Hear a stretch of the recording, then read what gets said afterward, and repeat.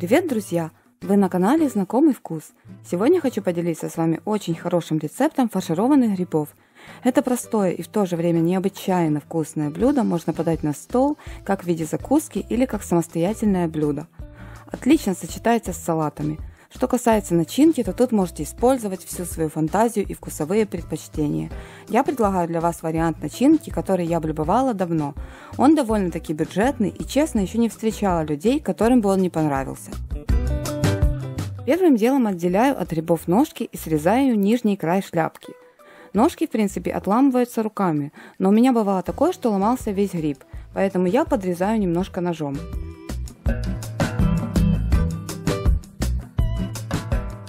Чтобы в гриб поместилось больше начинки, я также вынимаю с них чайной ложкой пластинки. В лесных грибах в этой части, как правило, скапливается самое большое количество бактерий и организмов, поэтому ее рекомендуется хорошенько чистить.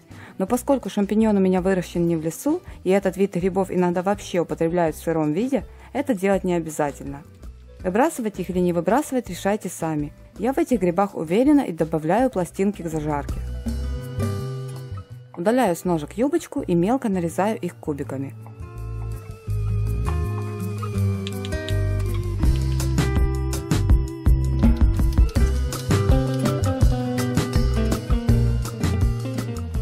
Лук также нарезаю мелкими кубиками.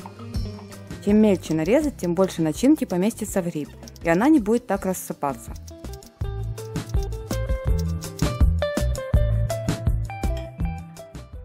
Далее беру предварительно отваренные куриные голени и отделяю мясо от костей. Можете взять куриное бедро. Я также пробовала делать с филе, но мне показалось, что для этого блюда оно слишком диетическое и пресное. Мелко нарезаю полученное мясо из голени.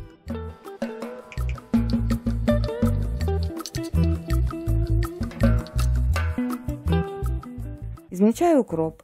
Конечно же, это не самый главный ингредиент в этом рецепте, поэтому добавлять его или нет, решайте на свой вкус. Далее приступаем к обжариванию. На сухую разогретую сковороду высыпаю нарезанные грибные ножки с пластинками. Ставлю на средний огонь и обжариваю несколько минут, чтобы грибы пустили влагу. Добавляю лук, перемешиваю и выливаю немножко растительного масла.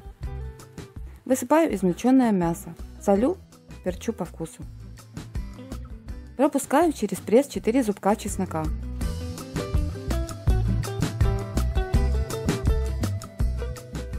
Добавляю укроп. Перемешиваю и обжариваю несколько минут. После этого добавляю столовую ложку сметаны. Жду буквально еще 1 минуту, выключаю огонь и оставляю остывать. Теперь приступаю к фаршированию грибов. Подсаливаю каждый гриб. Также в каждый гриб добавляю немножко перца. После этого в каждую грибную шляпку накладываю начинку, при этом слегка уплотняю ее большим пальцем. Главное не переусердствовать, так как при запекании гриб уменьшится в размере, и если в нем будет слишком много начинки, она начнет выпадать.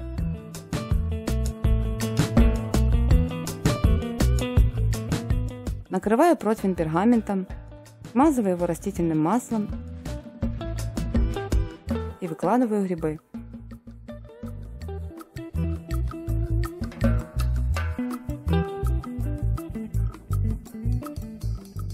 Отправляю в духовку, разогретую до 190 градусов, на 15 минут. Натираю тем временем на крупной терке твердый сыр.